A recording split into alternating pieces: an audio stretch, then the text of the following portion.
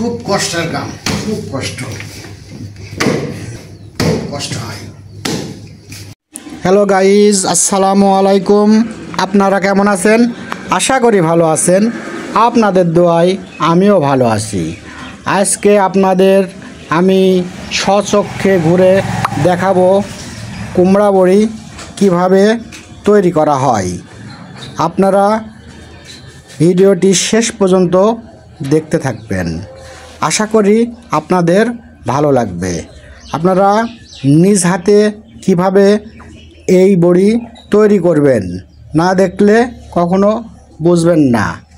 আশা করি শেষ পর্যন্ত দেখুন কিভাবে এই বড়িটি তৈরি করা হয়। কুমড়া বড়ি বানাতে প্রধান উপকরণ হিসাবে লাগে মাষকালের ডাল এবং পাকা চাল কুমড়া। এছাড়াও স্বাদের জন্য কালিজিরা ও অন্যান্য মশলা ব্যবহার করা হয়। প্রয়োজনীয় উপকরণ: মাষকালের ডাল, এটি বড়ির প্রধান উপকরণ।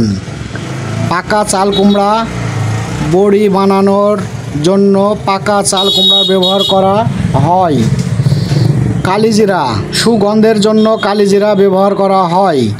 অন্যান্য মশলা, স্বাদের ভিন্নতার জন্য এবং পছন্দের উপরে নির্ভর করে অন্য মশলাও যোগ করা যায়।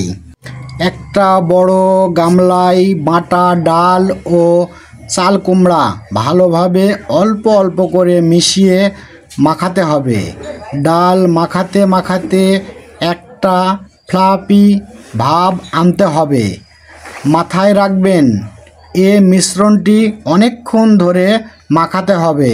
তারপর ছাদে পরিষ্কার পাতলা কাপড় পেতে ছোট ছোট করে বড়ি দিতে হবে। দুদিন ভালোভাবে রোদ লাগলেই শুকিয়ে হয়ে যাবে বড়ি।